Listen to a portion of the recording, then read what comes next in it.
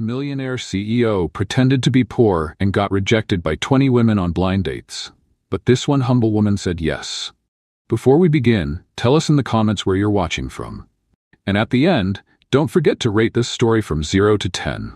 Enjoy the story. Marcus Chen was on his 20th blind date and ready to give up on love completely. Not because he wasn't attractive. At 32, he was actually considered one of the most eligible bachelors. The problem was his fortune. Over $2.8 billion. And it seemed like all that did was attract women who were more interested in his credit card than his heart. This has to be the worst idea I've ever had, he muttered to himself, adjusting the cheap t-shirt his assistant James had picked up on clearance. His brilliant idea had been to pretend to be poor in order to find true love. For 2 weeks, he disguised himself as Mike Santos, an unemployed construction worker, and was rejected in increasingly creative ways by 19 different women. Jennifer ran off the moment she found out he was jobless. Amanda faked an asthma attack. And Patricia actually handed him $5 out of pity. Now, sitting in a cafe, Marcus was ready to throw in the towel. One last try, and then he'd go back to the world of shallow relationships. The 20th date was with someone named Sofia Mendez. She was 28 and worked as a gold prospector. Her profile picture showed a woman with a real smile, no filters, clearly taken outdoors. By 4:15 p.m., no one had shown up. Marcus started to stand when the cafe door suddenly burst open. A woman came running in like she was escaping a fire. Her brown hair was messy, her hands were covered in dirt, a smear of mud marked her right cheek, and her clothes looked like they had been through a battle. "Sorry," she shouted to the whole cafe. "Is there a Mike here?" Marcus stood up, a little stunned. I'm Mike." "Phew, thank goodness," she sighed, dropping a worn-out backpack onto a chair. "Sofia Mendez, nice to meet you. Sorry I'm late, and for the way I look. We had a little, cave-in at the site." "Cave-in?" Marcus asked, concerned. "Nothing serious." She waved it off, sending a bit more dirt flying. "Just a gallery wall that decided to collapse right when I was leaving. Good thing I'm short. I crawled right under it." Marcus looked her up and down. She looked like she had lost a wrestling match with the ground, but she was smiling like it was the most normal thing in the world. You're okay?" "Of course. Comes with the job," she shrugged. "Wow, this is a fancy place. Are you sure you can afford it? I can pay for mine. No problem." For the first time in 2 weeks, Marcus was caught off guard, in a good way. No, I can manage 2 coffees." "You sure?" "I know what it's like to be broke. I once lived off instant noodles for 2 months straight." Sofia walked up to the counter, and Marcus watched her greet the barista by name, ask about her son, and leave a generous tip, even though it was clear she was counting every penny. "All set," she returned with 2 coffees. "So, Mike, tell me, what do you do besides being between jobs right now?" The question was simple, but something about the way she asked it, without judgment, just genuine curiosity, completely disarmed Marcus. I work in construction, kind of rethinking life at the moment." "I get it," Sofia nodded, picking dirt from under her fingernails. "My dad always said sometimes life forces you to stop and find a new direction." "Was your dad a prospector too?" "He was," she said softly. "He died 5 years ago, work accident, but he taught me something important. Never judge someone by their bank account. Judge them by their character." Marcus felt something shift in his chest. "I'm sorry." "Thanks," she smiled. "But you know what's funny? After he died, a bunch of people came around wanting to help. They all tried to buy our land for next to nothing." "And did you sell?" Sofia nearly spit out her coffee, laughing. "No way. I decided to learn the trade myself. It was tough convincing the other prospectors that a 23-year-old girl knew what she was doing." "How did you pull it off?" "I proved I could do it. And also," she made a funny face, "I cook really well. Won them over with my food. My lasagna is legendary around here." Marcus laughed, really laughed, for the first time in weeks.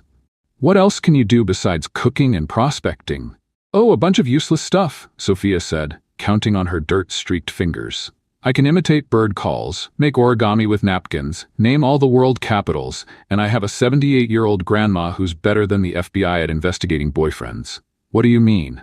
"Last week, she saw a man at the grocery store, thought he might be a good match for me, and walked right up to him. She asked, 'Do you have serious intentions with someone else's granddaughter?'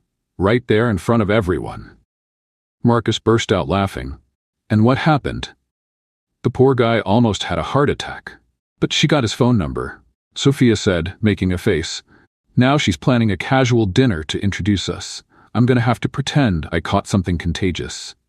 They talked for 2 hours like old friends. Sophia shared funny stories about life at the mine, her matchmaking grandmother, and her dream of modernizing the small family business. For the first time in weeks, Marcus felt completely relaxed. He didn't have to impress anyone or make up stories. He could just be himself. You're different from the other guys, Sophia said as they were getting ready to leave. Different how? Most of them just talk about what they want to own. Cars, houses, status. You ask about things that really matter. Marcus smiled. Maybe that's because you actually have interesting things to say. Can I ask you something a little direct? Sure. Would you like to go out again? Maybe this weekend? I could cook for you. I promise it's better than diner coffee. Marcus's heart raced. After 19 rejections, someone finally wanted a second date. I'd love to. Great. Sophia stood up and slung her worn-out backpack over her shoulder.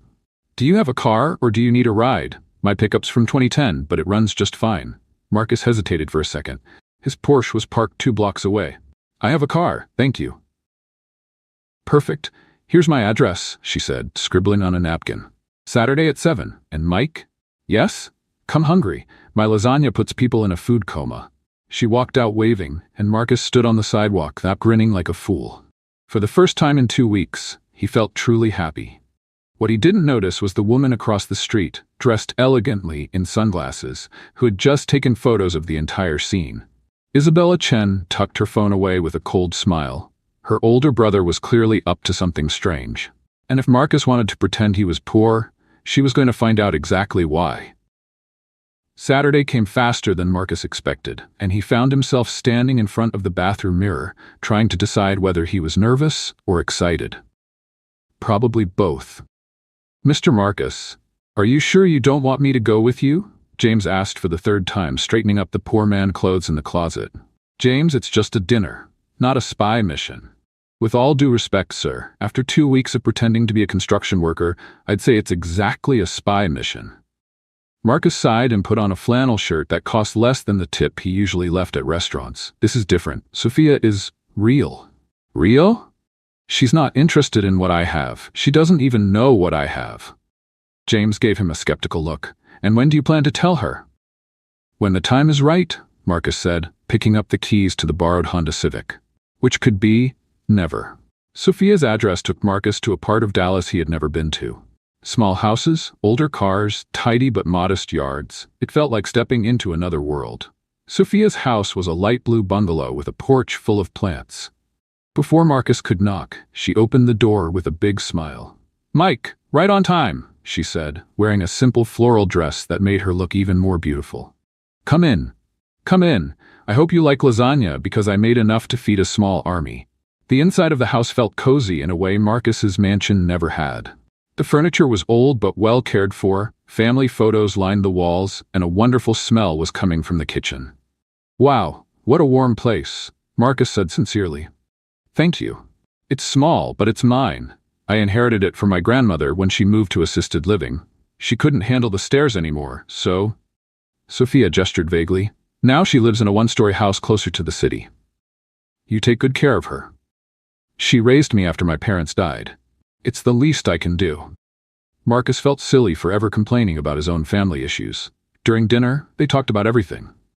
Sophia shared her plans to expand the mining operation, bring in more modern technology, and create jobs for the community. Want to know my crazy dream? She asked, serving him a second helping of lasagna. I want to open a technical school here in the area. Teach people how to work with modern equipment, focus on safety, even basic management. That's not a crazy dream, Marcus said. It's a necessary one. Do you really think so? Most people say it's a waste of time, that folks around here aren't cut out for that kind of thing. Marcus felt angry at whoever had said that. Those people are wrong, completely wrong. Sophia smiled, and Marcus realized he was falling in love, truly, for the first time in his life. After dinner, they went out to the porch. The sky was clear, and Sophia pointed to the stars, sharing the stories her father used to tell about the constellations. My dad used to say stars are like people, she said. Some shine brighter, some are quieter, but they're all important to make the sky whole. He sounds like a wise man. He was. Also stubborn as a mule and sang in the shower so loud the neighbors could hear, she laughed. But he was the best man I ever knew. Marcus was about to say something romantic when his phone rang. He glanced at the screen. It was his driver. Sorry, I need to take this. It's my boss. No problem, I'll get more tea. Marcus answered in a low voice. Carlos? What is it? Sir, the meeting for tomorrow has been moved to tonight. The Japanese investors are only available now. What meeting? Marcus asked, confused. The expansion project into Asia. $50 million, sir. Marcus looked through the window and saw Sophia in the kitchen, humming as she poured the tea. 50 million felt a lot less important at that moment. Cancel it, or move it to Monday. Sir? You heard me. I'm busy. When Sophia came back with the tea, Marcus was putting his phone away. Everything okay with your boss? All good, he's on his own tonight. They stayed on the porch talking and laughing until almost midnight. When Marcus finally said he had to go, Sophia walked him to the gate. Thanks for the most fun weekend I've had in a long time, she said. Thank you for being you. They looked at each other for a moment, and Marcus leaned in to kiss her cheek. At the last second, Sophia turned, and the kiss landed on the corner of her mouth. Oops, she laughed, blushing. Oops, Marcus echoed with a smile. He was walking to his car when he heard Sophia call out, Mike! Wait! Marcus turned to see Sophia running toward him barefoot. I forgot to give you my cell number. She pulled a pen from her bag and wrote the number on his palm. There. Now you have no excuse not to call. Marcus smiled and got into the Honda Civic, waving through the window as he drove away. 3 blocks later, he stopped at a gas station to switch cars. Carlos was waiting with the Porsche. How was the date, sir? Perfect, Marcus said as he quickly changed clothes. Absolutely perfect. He was putting away the flannel shirt when he saw a red pickup pass by. Marcus looked again and recognized Sophia behind the wheel. Panic. Sophia had stopped at the light and was looking straight at him, getting out of a shiny new Porsche, wearing a suit that probably cost more than her yearly salary. Marcus waved awkwardly. Sophia kept staring for a few seconds. Then the light turned green, and she drove off. His phone rang immediately.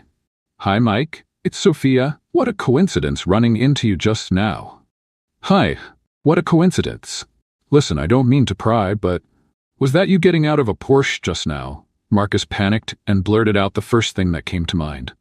Oh yeah, it belongs to my boss. I'm, his personal driver sometimes. You know, just to make some extra cash. I see, Sophia said, though her tone had changed slightly. And is your boss a nice guy?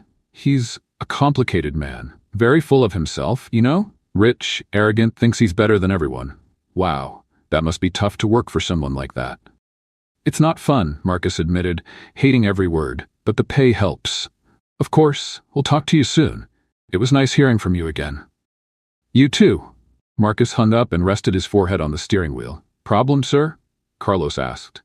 Carlos, I just called myself a stuck-up jerk to the woman I'm in love with. Interesting strategy, sir. It's not a strategy, it's desperation. Marcus drove home wondering how he was going to explain that lie. But one thing he knew for sure. He couldn't lose Sophia. She was the best thing that had happened to him in years. The following Monday, Sophia called with a proposal that made him both excited and terrified. Mike, how about seeing where I work? Don't worry, I won't make you carry any rocks, but I think it'd be nice for you to see my world. Marcus agreed right away, without thinking about the consequences. 2 hours later, he was driving the Honda Civic down a dirt road that seemed to go on forever, following Sophia's directions over the phone. When you see a sign that says private property, no trespassing, you've arrived, she had said, laughing. The Mendez family's mining site was very different from what Marcus had imagined. It wasn't a huge operation like the ones his company usually funded, but it was organized, clean, and clearly run with care. Sophia greeted him wearing a yellow helmet and rubber boots, looking completely in her element. Welcome to my office, she said, motioning to the excavation sites around them. It's not very glamorous, but it pays the bills. Marcus looked around, genuinely fascinated. He had never seen a mining operation up close, and the creative homemade solutions really impressed him. How did you learn to do all this?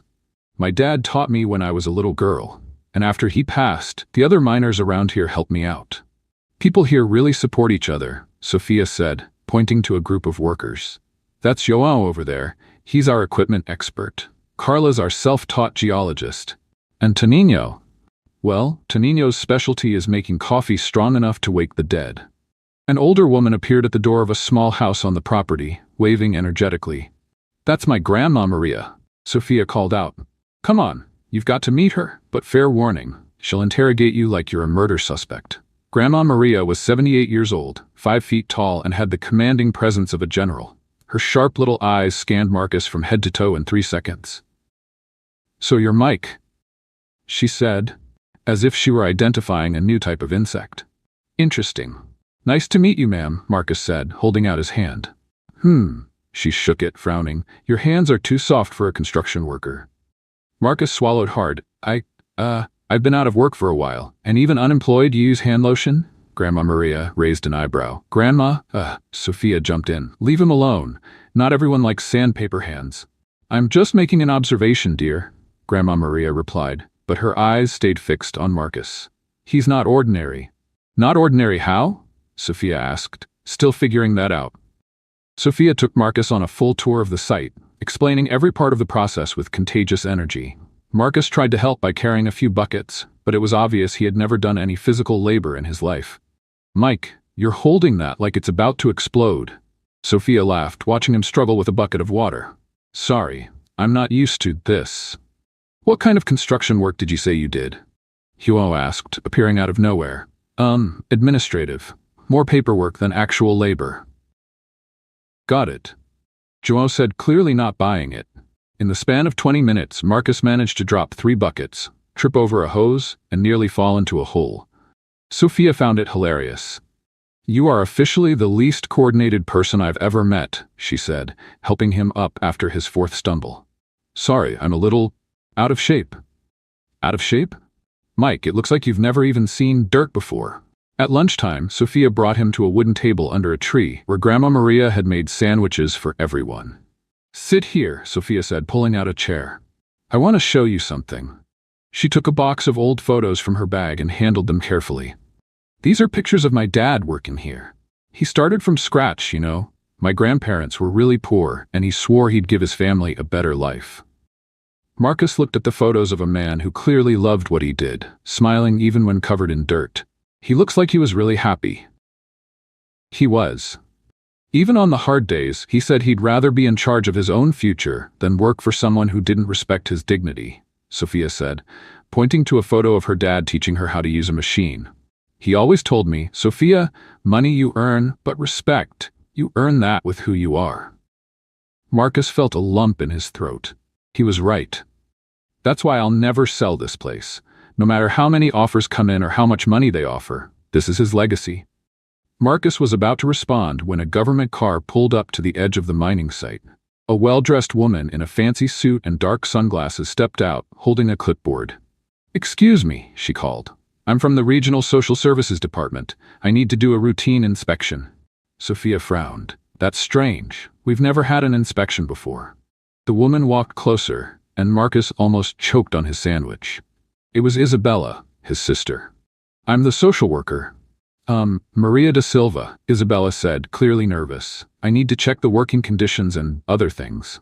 Sophia stood up, suspicious. What kind of other things? Well, checking if there are any irregularities or suspicious people working here. Isabella looked directly at Marcus, who started to sweat. And you are? Sophia asked Isabella. I'm Maria, I told you, Maria da Santos. Maria da Silva Santos? Sophia repeated, skeptical. It's a compound name, very compound. Marcus realized he had to do something before Isabella messed everything up. Actually, he said, standing up, she's my cousin. Your cousin? Sophia and Isabella said at the same time. Yeah, my cousin Maria, on my mother's side, very complicated family. Complicated how? Sophia asked. Marcus panicked and started making things up. Well, my aunt married a guy named Silva, then got divorced and married a Santos, but kept both last names. And Maria here has always been a little odd. Odd? Isabella hissed. In a good way, Marcus added quickly. She always wanted to be a social worker. Since she was little, she used to pretend she was inspecting her dollhouse. Sophia looked from Marcus to Isabella, clearly confused. And why do you two look alike? Genetics, Marcus and Isabella said together. Strong genetics, Marcus added. Very similar family. Grandma Maria, who had been watching the whole thing in silence, stood up and said dryly, "Strange family, this one." Isabella stuck around for another 10 minutes, trying to keep up the act, but she was clearly out of her element. She finally made up an excuse about needing to inspect other places and left. "Your cousin is interesting," Sophia said once Isabella was gone. "Yeah, she's always been kind of different." "And since when do social workers do inspections wearing designer high heels?" Marcus looked at Sophia, who was smiling in a way that showed she knew something wasn't right. "Yeah, she's always been a little too into appearances." "Mike," Sophia said, stepping closer to him, "do you want to tell me what's really going on?" Marcus looked into her eyes and almost told her everything. Almost. Nothing's going on, just a crazy family being, well, crazy. Sophia studied him for a few seconds, then nodded. "Okay, but just know, when you're ready to tell the truth, I'll be here." Marcus smiled, feeling even worse for lying to her. But one thing was clear. Isabella had found out where he was, and that could only mean trouble. Sophia stepped closer and kissed him softly, cutting off his confession. "Mike, whatever it is you want to tell me, it can wait. Right now, I just want you to know you're not alone, okay?" Marcus looked into her eyes and felt something break inside his chest. For the first time in his life, someone loved him without knowing who he really was. "Sophia, would you like to be my girlfriend?" "I thought you'd never ask," she laughed, leaning into his arm. The next few days were the happiest of Marcus's life. For the first time, he experienced what a real relationship felt like, one without financial interest or social pressure. Sophia took him to places he had never been before: local markets, roadside diners, community festivals. Marcus discovered the simple joy of holding hands with someone who truly liked him. On their first weekend as a couple, Sophia took him fishing at a lake near the mining site. "Have you ever gone fishing?" she asked, setting up the rods.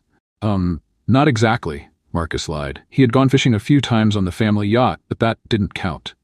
"It's relaxing. My dad used to bring me here when I was little." They spent the whole afternoon without catching a single fish, but Marcus didn't care. He was too busy watching Sophia tell stories, laugh at her own jokes, and make sarcastic remarks about his complete lack of skill with a fishing rod. "Mike, you're holding that like it's a poisonous snake," she laughed when he almost got tangled in his own hook. "Sorry, still learning." "That's okay. It's fun watching you try." In their second week of dating, Sophia taught him how to make lasagna from scratch. "The secret is making the dough by hand," she said, both of them covered in flour in her kitchen. "You have to feel the texture." Marcus, who had eaten in 5-star restaurants all over the world, had never had so much fun cooking, mostly because Sophia thought it was hilarious to watch him struggle with basic ingredients. "You've never cracked an egg before?" she asked, stunned. "I always ate out or ordered delivery." "My God, Mike, you're kind of useless, huh?" she said, but she was laughing. "I am. Completely useless. Lucky for you, I like useless guys." In the third week, Marcus took Sophia to dinner at a slightly more expensive restaurant, not too fancy, but definitely above her usual budget. "Mike, are you sure you can afford this?" she whispered, looking at the menu. "I got a temp job," he lied. "Installing security systems. It pays well." "That's great," Sophia smiled. "But next time, let's go to Joao's place. The food's better and costs a third of this." During dinner, she talked about her plans to expand the mining site, the trade school she wanted to build, and how she wanted to improve life for the whole community. "You know what impresses me most about you?"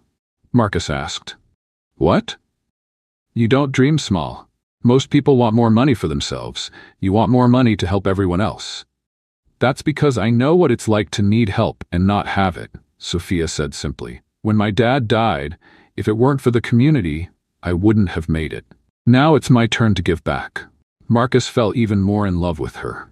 In the fourth week, they went to a country music festival in the next town. Sophia wore a simple floral dress and cowboy boots, and Marcus thought she'd never looked more beautiful. "Do you know how to dance country?" she asked when the band started playing. "No idea," Marcus admitted. "Come on, I'll teach you." They danced for hours, Marcus stepping on Sophia's feet more times than he could count, but she laughed at every misstep. "You're getting better," she lied shamelessly when he managed 3 steps without stumbling. "You're a terrible liar," Marcus laughed. "I am, but you're trying, and that's what matters." During a slower song, Sophia rested her head on Marcus's shoulder. Mike? Yes? I love you.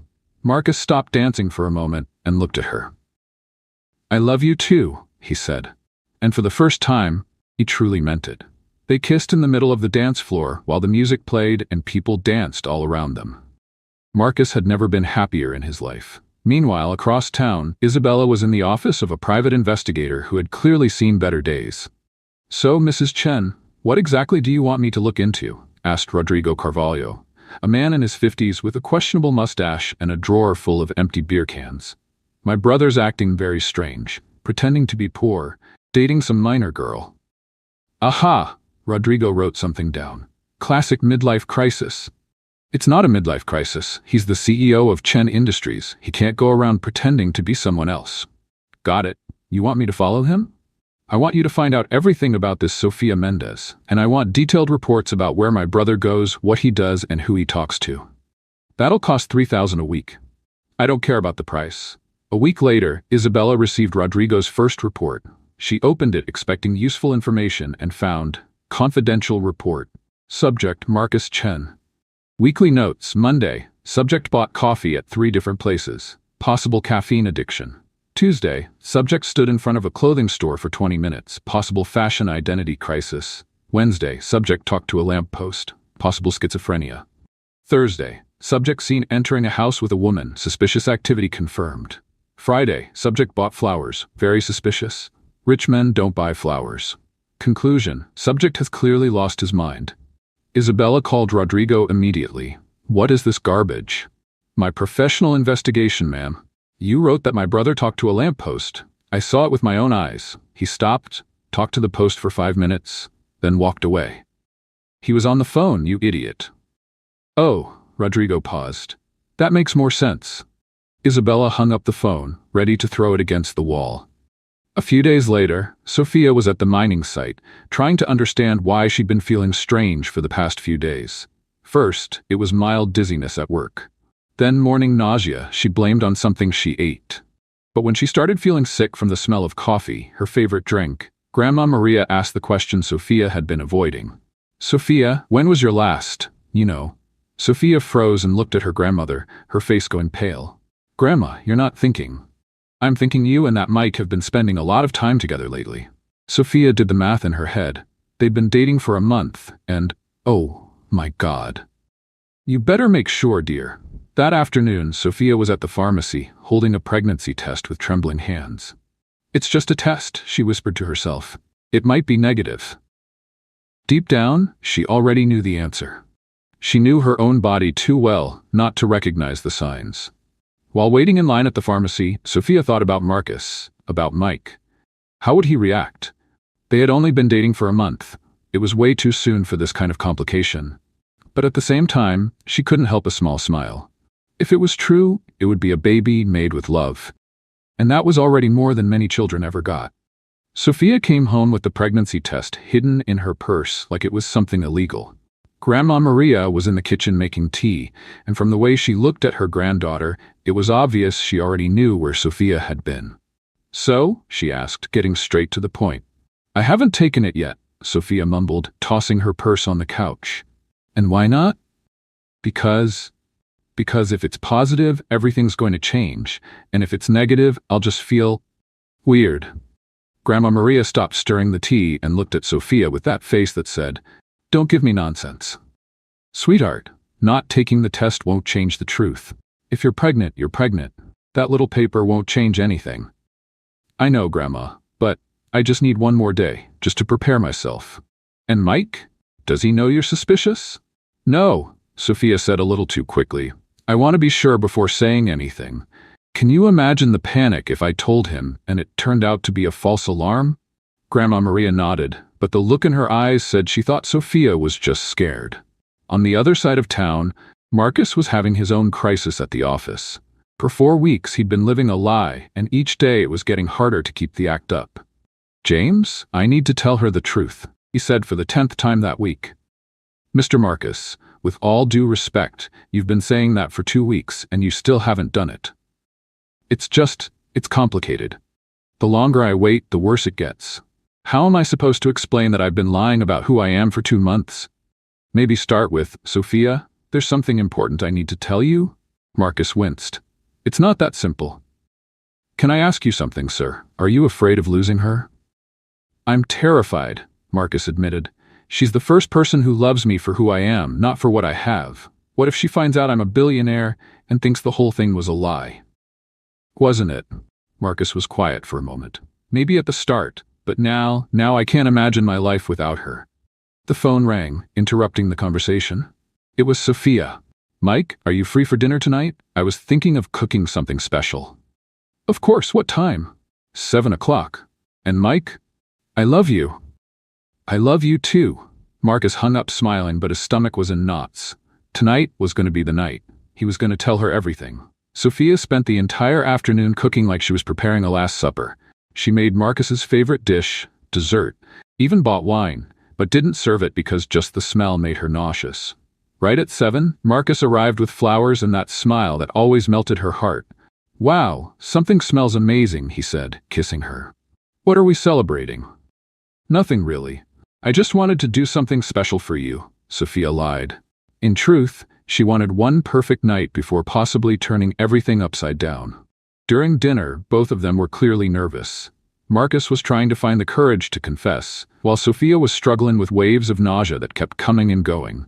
Sophia, there's something I need to tell you, Marcus finally said. I also have something to tell you, she replied at the same time. They both laughed nervously. You go first, Marcus said. No, you go. Yours sounds more serious. Marcus took a deep breath. Sophia, do you remember when we met and I told you I was? Mike, are you okay? Sophia interrupted, noticing he was sweating. I'm fine, why? You look kind of pale. Sophia stood to get some water, and suddenly the room began to spin. The last thing she saw was Marcus's terrified face before everything went dark. Sophia! Marcus shouted, dropping to the floor to catch her. Sophia, wake up, please wake up. With shaking hands, he grabbed his phone and called emergency services. Hello? I need an ambulance. My girlfriend passed out and she's not waking up. 10 minutes that felt like 10 hours later, the ambulance arrived. Marcus climbed in with her, holding her hand the entire ride. Is she going to be okay? He asked the paramedics every 30 seconds. Sir, you need to stay calm. We'll get to the hospital and find out what's going on.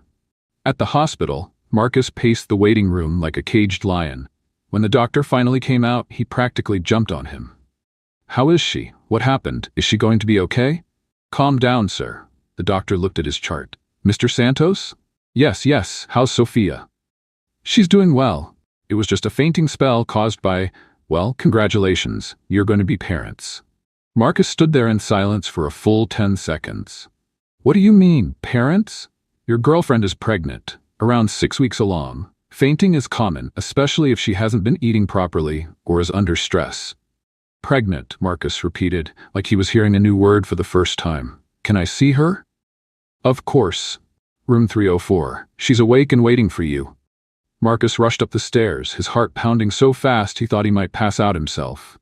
When he entered the room, Sophia was sitting up in bed, pale but smiling nervously. Hi, she said softly. Hi, he replied, walking slowly toward her. How are you feeling? Pregnant, apparently, she said with a shaky laugh. Surprise! Marcus sat on the edge of the bed and took her hand. Sophia, are you upset? She asked quickly. Because I'd understand if you are. We've only been together a month and… Upset? Marcus cut her off. Sophia, I'm happy. Terrified, but happy. Really, I love you. And now, I'm going to love our baby too. Sophia started to cry, and Marcus pulled her into a hug, his heart pounding with a mix of love and fear. Mike, I was so scared to tell you. You never have to be scared to tell me anything, Marcus said, gently stroking her hair, ever. This should have been the moment he told her the truth. But looking at Sophia, pregnant and vulnerable in his arms, Marcus just couldn't. Not now. Across town, Isabella was in Rodrigo's office, finally getting some useful information. I found something interesting about your brother, Rodrigo said, laying out some photos. He's definitely dating the gold digger. And more than that, I found out he's using fake documents. What do you mean? The name Mike Santos doesn't exist. It's a completely made-up identity. Isabella gave a cold smile. Go on. There's more. I got access to his bank records. Over the last 2 months, he's spent less than $2,000. For someone who usually drops that in a night, that's very suspicious. So he really is pretending to be poor. Exactly, and from the way she looks at him in these photos, the gold digger has no idea who he really is. Isabella stood up, satisfied. Thank you, Rodrigo. You've done your part. The next morning, Isabella was waiting in Marcus's office when he walked in, still wearing rumpled clothes from the hospital. Isabella, what are you doing here? Waiting for my big brother to explain why he's pretending to be someone else. Marcus froze. I don't know what you're talking about. Mike Santos? Seriously, Marcus? That's the best fake name you could come up with? Isabella, don't lie to me. I know everything. The disguise, the gold digger, the whole act. Marcus sank into a chair. How did you find out? That doesn't matter. What matters is that you stop this nonsense right now. I'm not going to. Yes, you are. Because if you don't, I'll tell her who you really are. You wouldn't do that. Isabella gave him a cold smile. Try me. You have 48 hours to break up with her and come back to reality, or I'll tell her everything. Isabella, you don't understand. I love her. You love the idea of her. But her? She's in love with a man who doesn't exist. That's not true, isn't it? Then tell her who you really are. Call her right now and say you're a billionaire. Let's see how long this true love lasts. Marcus stayed silent, because deep down he knew Isabella had a point. Sophia had fallen for Mike Santos, not Marcus Chen. You have 48 hours, Marcus. Choose the family business or a fantasy that's going to end sooner or later. Isabella walked out, leaving Marcus alone with the hardest decision of his life.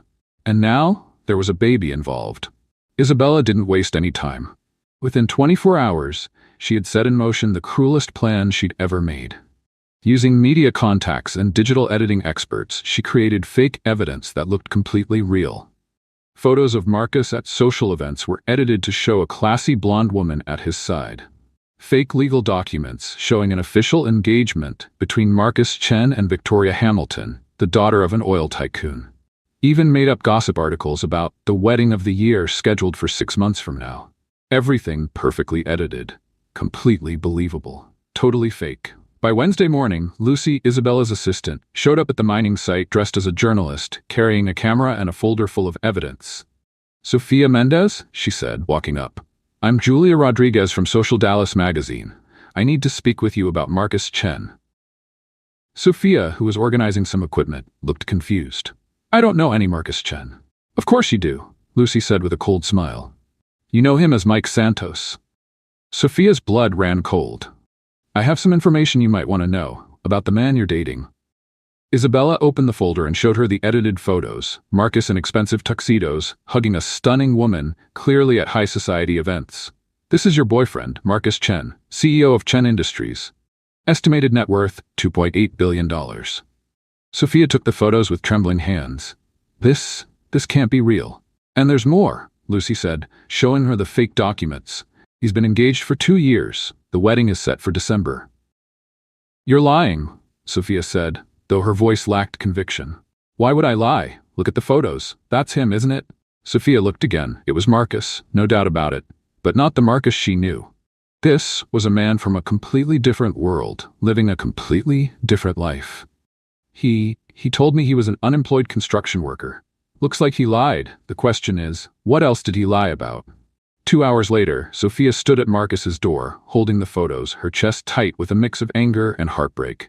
When he opened the door, smiling like he always did when he saw her, she exploded. Who is Victoria Hamilton? Marcus's smile vanished instantly. Sophia, I can explain. Explain? She yelled, throwing the photos in his face. You want to explain why you've been engaged to another woman for 2 years? Marcus looked at the photos, confused. Sophia, this isn't what? Isn't you? Because it's clearly you in those pictures. It is, but you lied to me. Sophia was crying now, the pain and anger spilling out. You made up your whole life. An unemployed construction worker? Mike Santos? All lies. Sophia, please, let me explain. Those photos aren't... And I'm pregnant, she shouted. I'm pregnant by a man who doesn't even exist. Marcus tried to step closer. Sophia, please listen. No, she pulled back. Don't touch me. You're engaged to someone else. You've been hiding a whole life from me. I'm not engaged. Those pictures are fake. Fake? Sophia laughed bitterly. Of course you'd say that. What else is fake? Your feelings for me too? Never, Marcus shouted back. My feelings are the only real thing in this entire mess. How am I supposed to believe anything you say? You lied about everything. Sophia started walking toward her truck, Marcus following her. Sophia, please, let me explain. Those photos were edited. I never. Enough, Marcus. She stopped and looked at him, tears in her eyes. Or Mike. Or whatever your real name is. I can't take any more lies.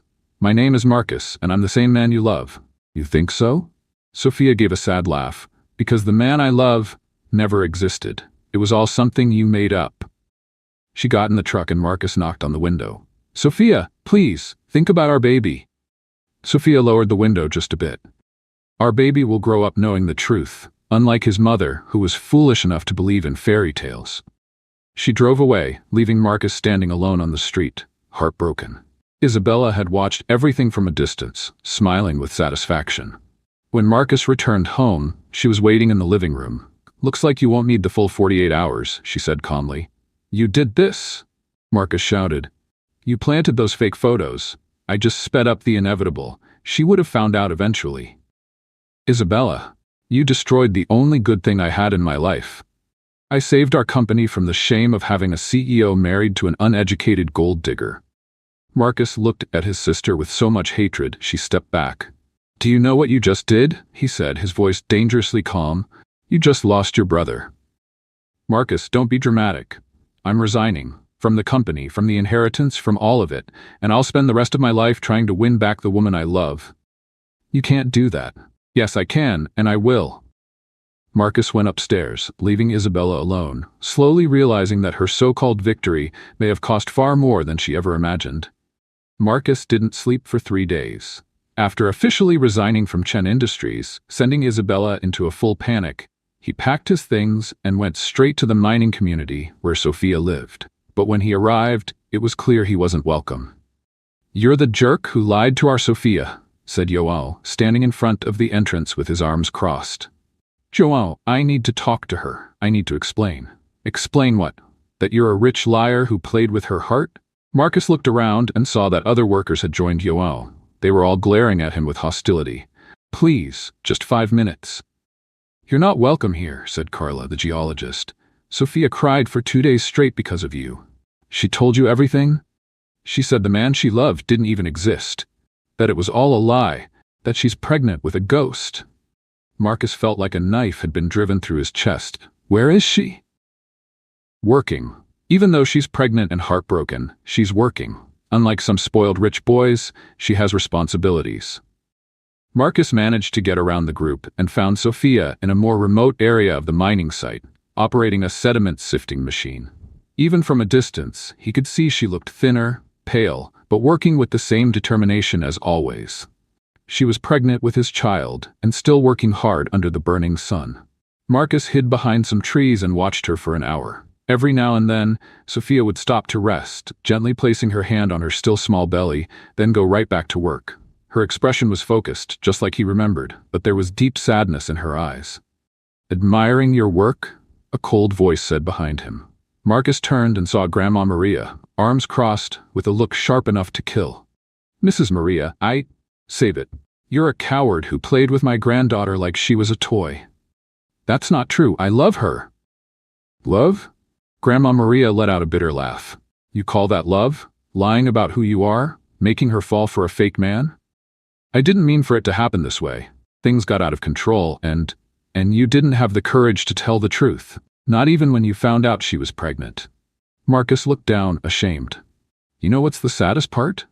Grandma Maria continued. She really loved you, the Mike Santos you made up. She loved a man who was honest, hardworking, and respectful. That man was never real.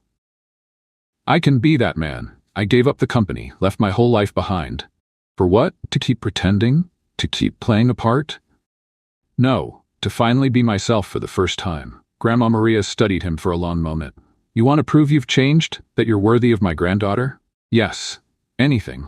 Then tell the truth, admit your lies, and ask for forgiveness. Marcus swallowed hard. And if I do that, will you help me show Sophia that I truly love her?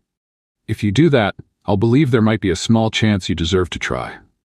On Sunday morning, Marcus stood in the town square. The open-air market was full. The whole community gathered. He saw Sophia across the square, selling handmade crafts to earn some extra money. Marcus climbed up on a wooden crate in the middle of the square and shouted, "Excuse me, may I have everyone's attention?" The chatter stopped. Sophia looked at him, surprised and furious. My name is Marcus Chen, not Mike Santos. I lied to all of you. Shocked murmurs spread through the crowd. I'm the CEO of a billion-dollar company. I pretended to be poor to find true love, and in the process I hurt the most amazing woman I've ever met. Sophia didn't move, but tears were running down her face. I'm a coward, a liar, and the worst part is, when Sophia gave me the chance to tell the truth, I didn't have the courage, even knowing she was pregnant with my child. Now the crowd was completely silent. I don't deserve her forgiveness, but I want you all to know. Sofia Mendez is the most honest, brave, and generous woman I've ever known, and I destroyed that with my lies. Marcus stepped down from the crate, humiliated, but somehow lighter. Sophia stared at him for a long moment, then turned and walked away. But for the first time in a week, she didn't run, she just walked. And for Marcus, that felt like a ray of hope. 3 days after Marcus's public confession, Sophia was working near the unloading area when a truck was backing up to dump gravel. The driver, distracted by his phone, didn't see that Sophia was crouched behind the truck, checking a piece of equipment. Sophia! Move! João shouted when he saw the truck still backing up. Sophia looked up and saw the rear bumper just feet away. For a second, she froze. The driver couldn't see her in the mirrors. Marcus, who had just arrived, saw her and didn't think twice. He ran straight toward Sophia and dove, pushing her out of the way with force. They rolled together on the ground, Marcus instinctively shielding her with his body. The truck passed within inches of where they had been just seconds before. Stop the truck! Several workers shouted. The driver finally slammed the brakes and jumped out, panicked. My God, I didn't see her. I didn't see anyone. Marcus got up quickly, checking Sophia. Are you hurt? Sophia was in shock, breathing heavily. I don't think so. Marcus, is the baby okay? He asked, helping her sit up. I think so, she said, placing her hand on her belly. You saved me. Marcus had scraped his arm and leg on the gravel, but he didn't care. Are you sure you're all right? Let's go to the hospital, just to be safe. No need. Sophia, please, for the baby, she nodded, still shaken. At the hospital, after the exams, the doctor confirmed that both Sophia and the baby were fine. Just a scare, no damage. You were lucky, the doctor said, but it's a good idea to stay for observation a few hours, just to be sure. When they were alone in the room, Sophia looked at Marcus, curious why he was there. Why were you at the mining site? I was hoping for a chance to talk to you. Marcus, I know you asked me to leave, but I couldn't. I couldn't walk away knowing you're pregnant and maybe never see you again. Sophia sighed. Marcus, I need to ask you something, and I want the full truth this time. Anything. Why did you really pretend to be poor? And don't give me some rehearsed answer. I want to know what was really going through your mind. Marcus sat in the chair next to the bed. Because I felt like a ghost in my own life. What do you mean? Sophia, have you ever thought about what it's like to never know if people truly like you? Since I was a kid, I only saw interest in people's eyes when they found out my last name. Friends who used me to impress their parents, girlfriends who changed completely when they saw my house. And you thought it would be the same with me? I was afraid it would be. Because you are too perfect to be true. A beautiful woman, smart, with character, who cares about people. I thought, if she finds out I'm a billionaire, she'll start acting different, like all the others. Sophia studied him. And when did you realize you were wrong? The moment you offered your savings when you thought I was in trouble. No woman in my life ever cared if I had enough money for anything. You worried if I could even pay for a coffee. And yet you kept lying. Because I panicked. How was I going to explain 2 months of lies? How was I going to say, Hi, Sophia, I'm actually a billionaire and pretended to be poor to test you? It sounded horrible even in my head. Sophia was quiet for a few minutes. Marcus, you made me fall in love with someone who doesn't exist. That's not true, he said firmly. The man who danced with you, who tried to help at the mining site and was a disaster, who laughed at your stories, who loves you more than life itself. That man exists. That's me. But you lied about everything else. I lied about money and my name. I didn't lie about my feelings. Every I love you was real. Every happy moment with you was real.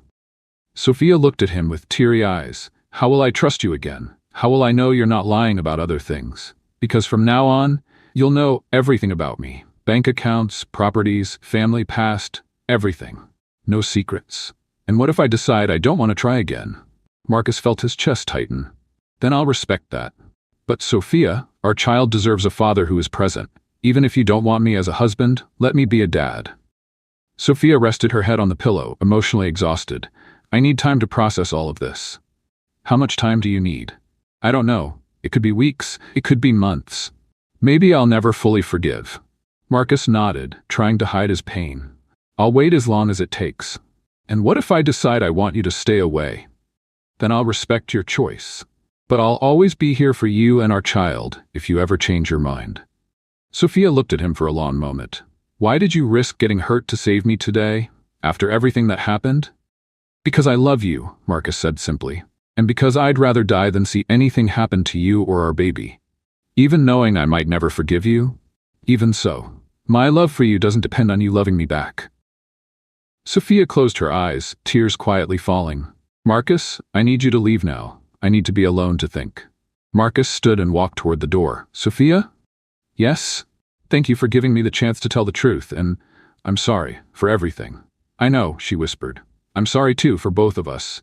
Marcus left the room with a broken heart, but knowing he had finally been completely honest with the woman he loved. 2 weeks after the accident, Marcus made the most radical decision of his life. He met with his lawyers and, against all advice, signed papers that changed everything. Mr. Chen, are you sure about this? Asked Dr. Harrison, his lawyer for 15 years. Once you sign, there's no turning back. I'm absolutely sure, Marcus said, initialing the last page. I want 80% of my fortune to go to a fund for underprivileged communities, focusing especially on technical education and rural development. And the other 20%? That stays in a separate account for my son's upbringing. Sophia will manage it until he turns 18. And your sister? She won't accept this quietly. Marcus sighed. Isabella has already shown what she's capable of. I'm ready for the consequences. The news exploded across Dallas business media. Billionaire heir gives up fortune. Marcus Chen donates billions to charity. CEO abandons family empire. Isabella saw the news in the Chen Industries office and exploded with anger. He's completely lost it, she shouted at the company lawyers. I have to stop him before he destroys everything our family built.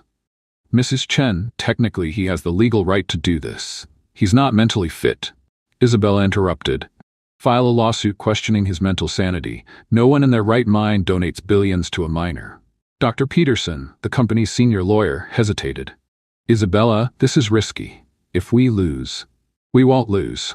Gather evidence, erratic behavior, lies, pretending to be someone else for months. Any judge will see he wasn't in a condition to make financial decisions. Sophia heard the news on the television. She was in her grandmother Maria's kitchen drinking tea when the local news started talking about Marcus. In a surprising decision, businessman Marcus Chen announced today he is donating most of his fortune to social projects focused on education and rural development. The reporter said as they showed footage of Marcus leaving the law office. Sophia almost dropped her cup. Grandma, are you seeing this? Grandma Maria moved closer to the TV. That boy really went crazy in love with you.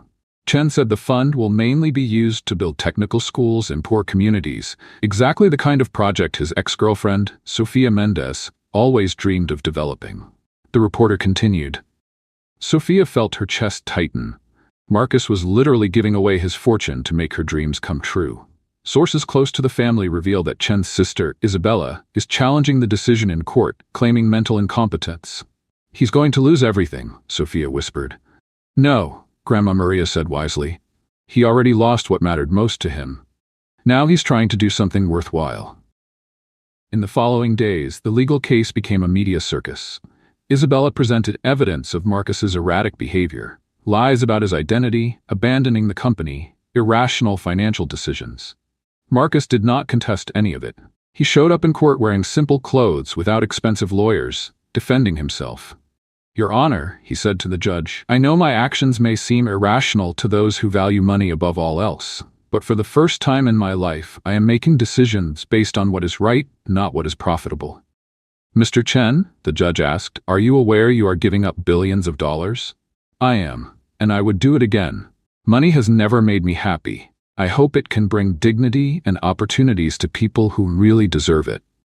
Sophia watched everything on TV crying. Grandma Maria sat beside her, watching her granddaughter. "He's doing this for you, you know," the elder said softly. "He's destroying himself for me," Sophia answered.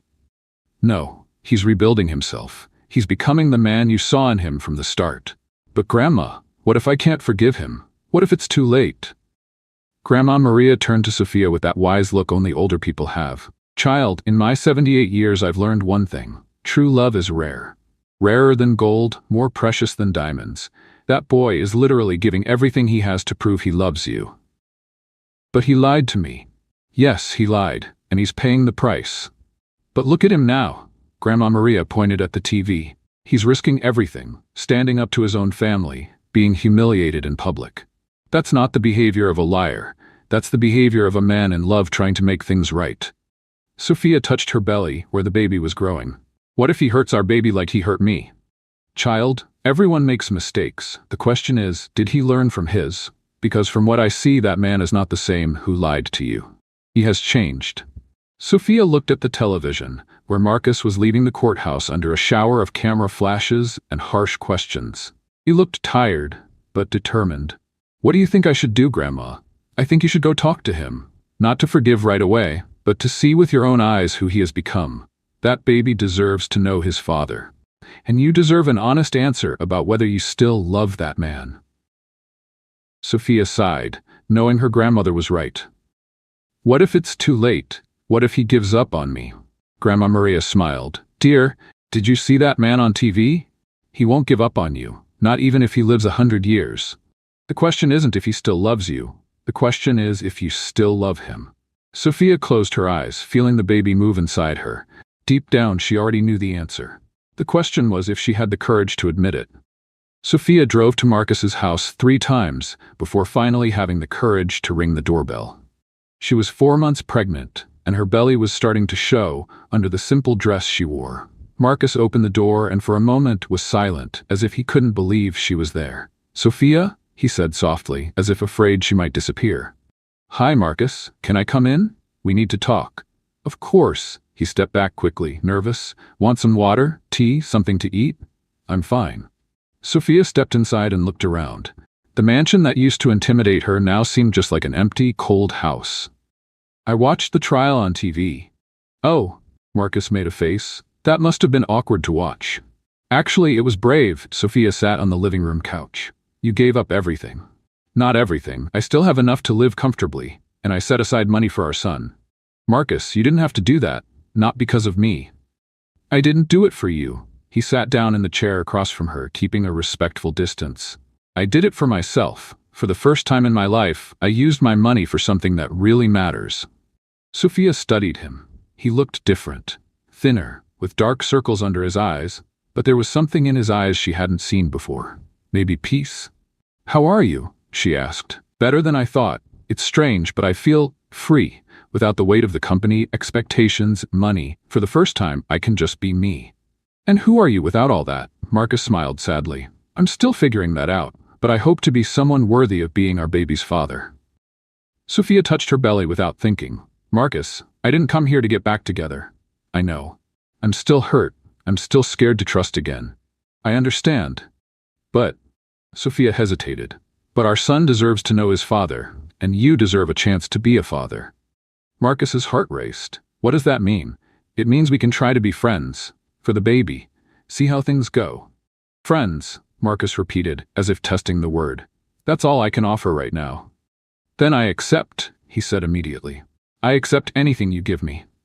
They talked for 2 hours. Marcus shared his plans for the charity fund, how he wanted to be involved in the pregnancy, his fears about being a dad. Sophia spoke about the pregnancy, how the community reacted to his donation, her own fears. When Sophia stood to leave, Marcus walked her to the door. "Sophia, can I ask you something?" "Of course. Do you think someday maybe we could try again?" Sophia looked at him for a long moment. "I don't know, Marcus. Honestly, I don't know."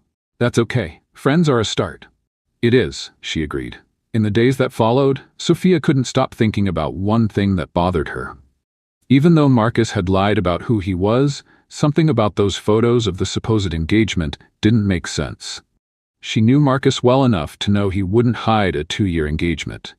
The more she thought about it, the more suspicious she became of Isabella. On Thursday, Sophia made an impulsive decision. She drove to the Chen Industries building, determined to confront Isabella and demand answers. "I want to speak with Isabella Chen," she told the receptionist. "Do you have an appointment?" "No, but it's about Marcus Chen. It's urgent." The receptionist hesitated, then said, "30th floor, last door on the right." Sophia took the elevator with her heart pounding. When she reached the floor, she heard voices coming from Isabella's office. The door was slightly open. "Are you sure you destroyed all the evidence?" Isabella's voice. "Yes, Mrs. Chen." "All emails were deleted, receipts discarded," a man's voice answered. Sophia hid next to the door, listening. "And the original photos?"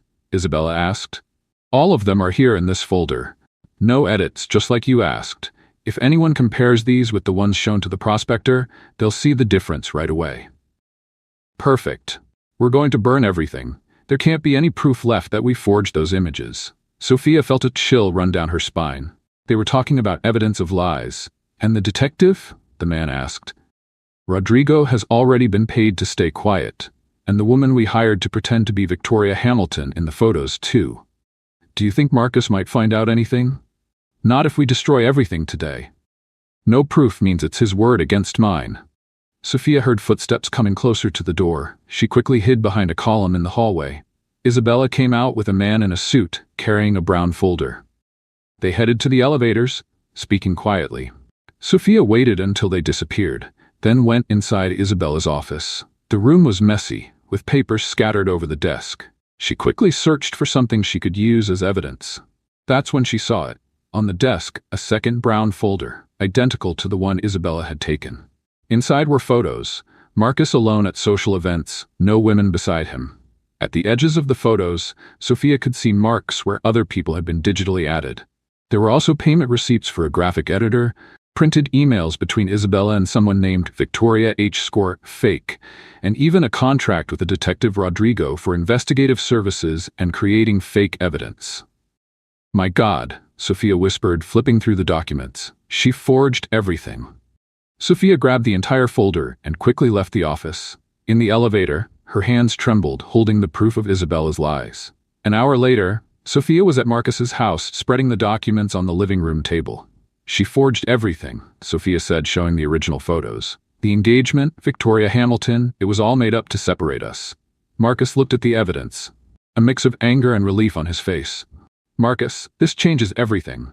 Isabella lied on purpose to manipulate me." "Sophia, do you understand what this means?" "It means I was a fool," Sophia said, tears starting to fall. "It means I believed a lie and almost destroyed our chance at happiness." "No," Marcus took her hands. "It means you were a victim of a cruel manipulation, just like me. What do we do now?" "We go to court. Isabella can't get away with what she did." 2 days later, Sophia and Marcus were in court presenting the evidence to the judge.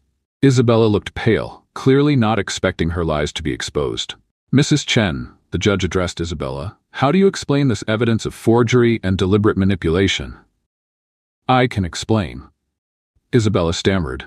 "We have receipts in your name paying for digital photo editing, emails about creating fake profiles, and a contract for creating fake evidence, all with your signature."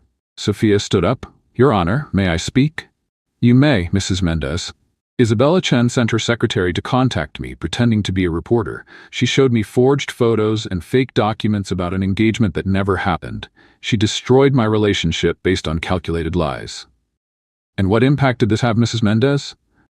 "I'm 4 months pregnant. Because of her lies, I almost kept my son from knowing his father. I almost destroyed a man who, despite his mistakes, always truly loved me." The judge banged the gavel.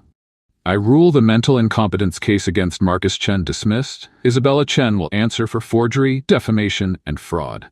Isabella left the courtroom in custody, her plan finally falling apart. Outside, Sophia and Marcus walked silently. "Thank you," Marcus said, "for finding the truth, for standing up for me."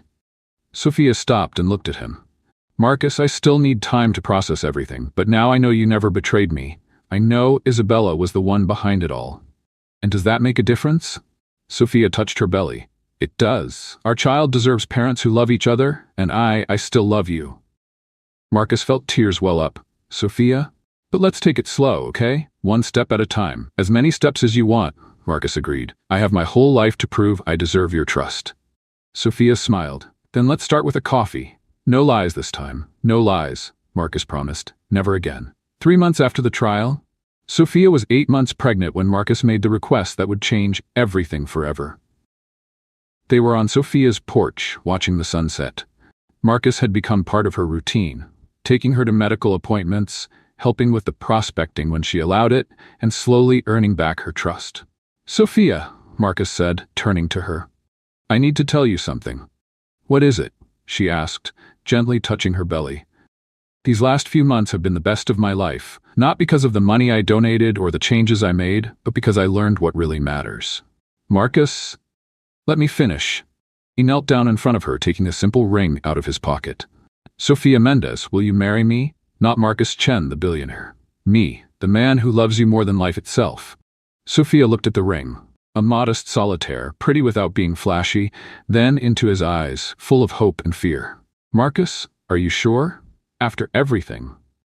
I'm sure I want to spend the rest of my life proving I deserve you. I want our child to grow up in a family built on true love.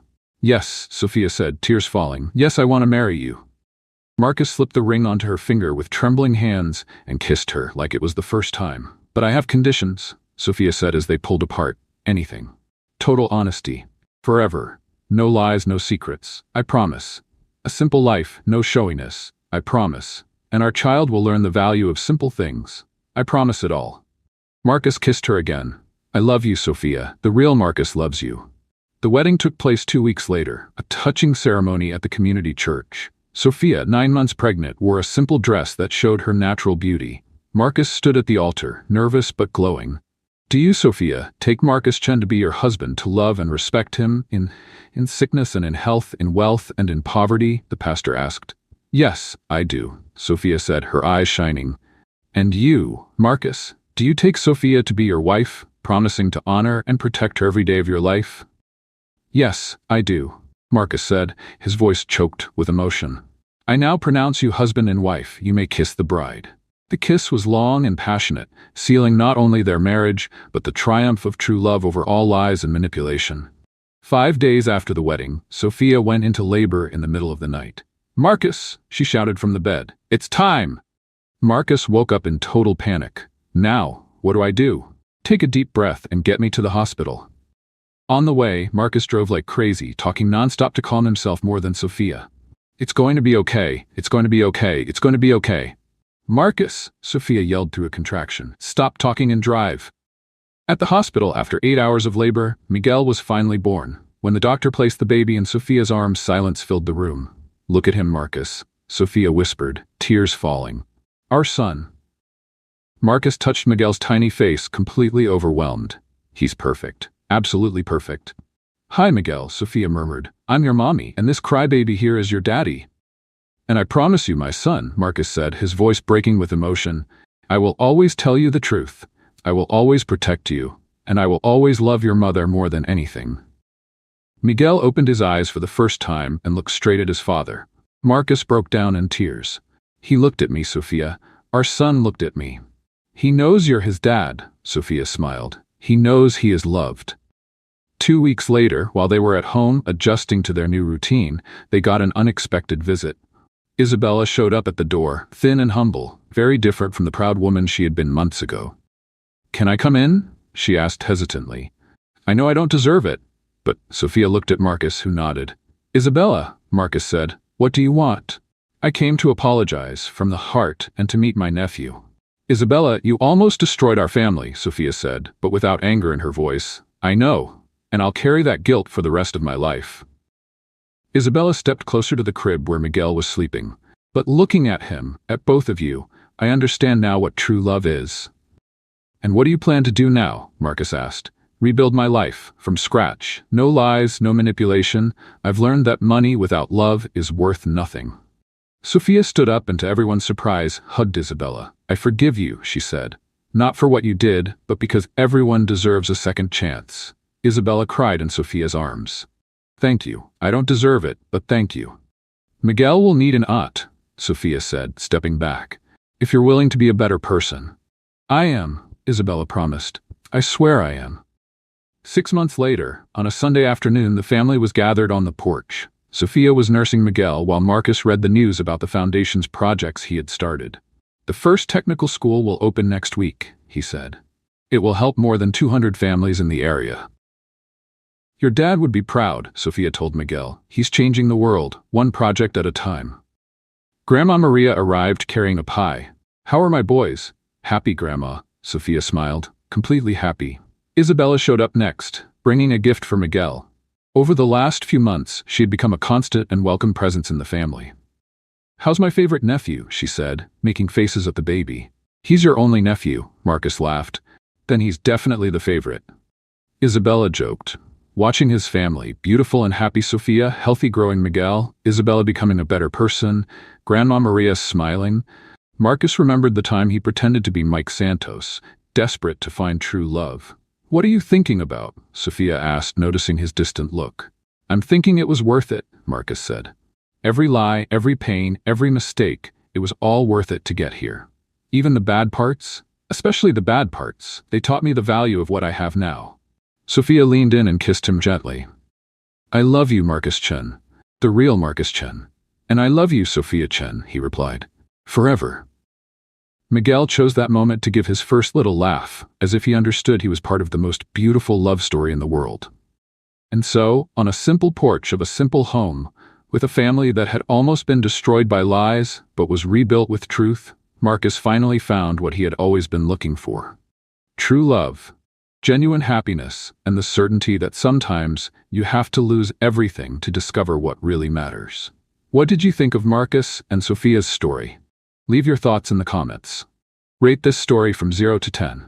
Subscribe to the channel and hit the bell to follow all our stories, and don't miss more emotional stories by clicking